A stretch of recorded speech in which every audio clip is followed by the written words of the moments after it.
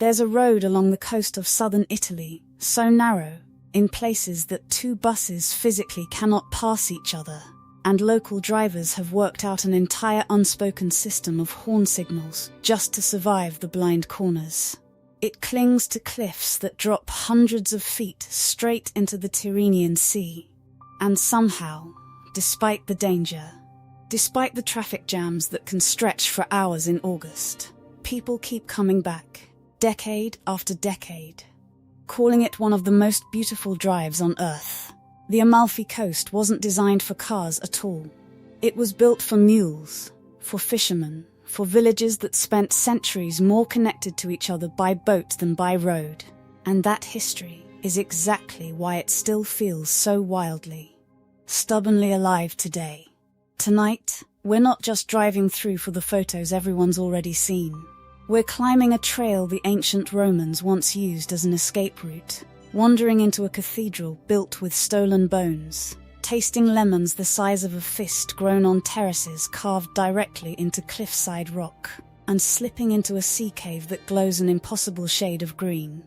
By the time this ends, you'll understand exactly why people spend entire lifetimes trying to recreate this coastline everywhere else in the world and never quite manage it. Positano, the colourful cliffside village, start in Positano, and the town does something almost no other place manages. It announces itself entirely through colour before you've even parked the car. Pastel houses, pink, yellow, terracotta, cascade down the cliffside in tightly stacked layers all the way to a small pebble beach, connected by staircases so steep and so numerous that locals joke you haven't really experienced Positano until your legs are burning. The town looks almost too perfect to be real, and yet it was, for most of its history.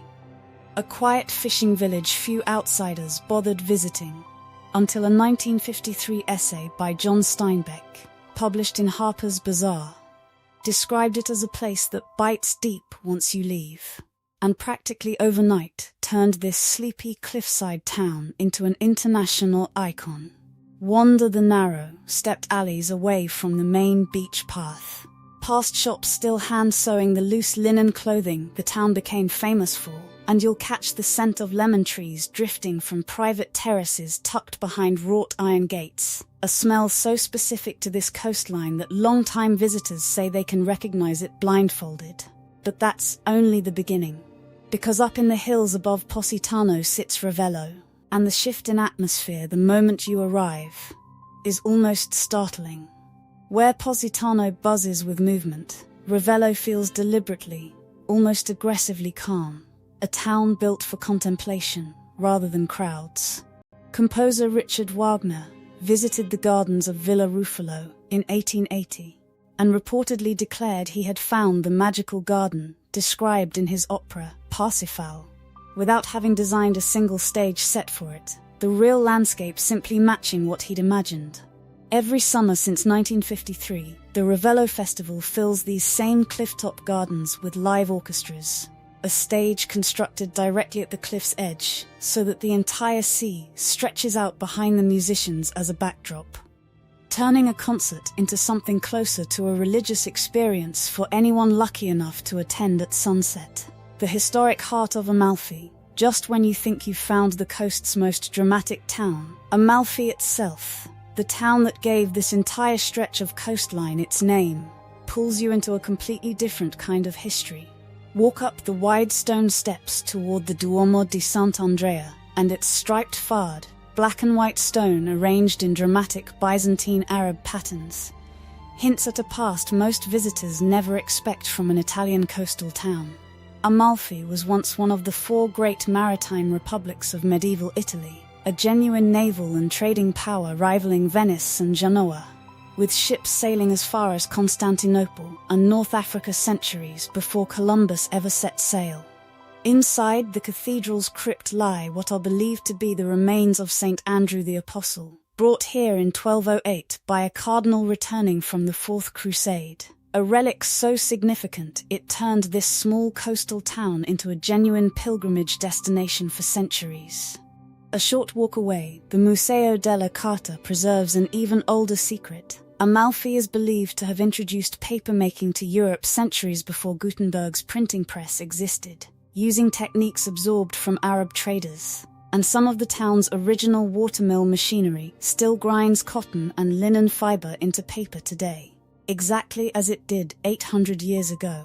The Path of the Gods and Lemon Terraces. There's one hike along this coastline almost nobody outside Italy has heard of, and it might be the single best way to actually understand this landscape. The Sentiero degli Dei, the Path of the Gods, traces a route high above the coast between Bomerano and Norcel, originally used by locals as a practical shortcut between mountain villages long before roads connected them. Walk it in the early morning, and the entire coastline unfolds below in a way the road itself never quite reveals. Terraced lemon groves clinging to nearly vertical slopes, the sea shifting through 6 or 7 distinct shades of blue depending on the depth and the light, and Capri occasionally visible as a hazy silhouette on the horizon. Local legend claims the trail earned its name because it's the exact route the gods supposedly walked to rescue the sirens from Ulysses, the same sirens whose myth is tied to the nearby Ligali Islands. 3 small rocky outcrops visible from the trail that Homer's Odyssey is sometimes said to describe. What happens in the terraced groves along this coast every spring and summer is almost impossible to believe until you've tasted it firsthand. The Amalfi lemon, called Sfusato Amalfitano, grows in a shape unlike lemons almost anywhere else, elongated, with a thick, fragrant peel and remarkably little acidity, cultivated on steep terraces called pergolati that farmers have maintained by hand for centuries. In some places accessible only by narrow stone staircases, too steep for any machinery. These lemons can weigh well over half a pound each, and their peel contains such a high concentration of essential oils that locals swear you can smell a lemon grove from the road below, well before you ever see it. This is where limoncello actually comes from, a bright yellow liqueur made simply by steeping lemon peels in alcohol and in family-run shops throughout Amalfi and Atrani. Recipes passed down for generations remain fiercely, sometimes comically, guarded secrets between neighboring producers. Atrani, the coast's hidden gem. There's one village along this coast that nearly every tour bus drives straight past without stopping, mostly because it's so small it barely registers on a map. Atrani sits literally next door to Amalfi, separated by little more than a headland. And yet it feels like an entirely different world. Italy's smallest municipality by area. Its tangle of alleys and covered passageways so tightly packed that the town square doubles as the roof of buildings below it. No beach umbrellas lined up in rows here. No souvenir shops competing for attention. Just laundry strung between buildings. Elderly residents chatting on stone benches.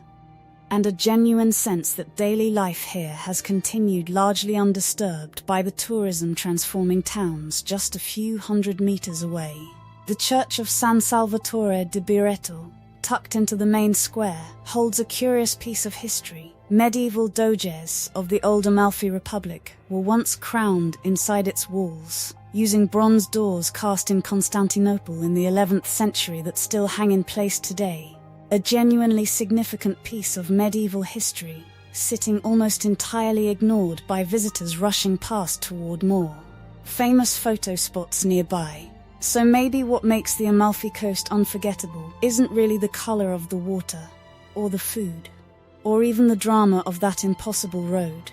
Maybe it's standing somewhere that proves beauty and difficulty were never actually opposites. They were built together, cliffside terrace by cliffside terrace, over hundreds of years.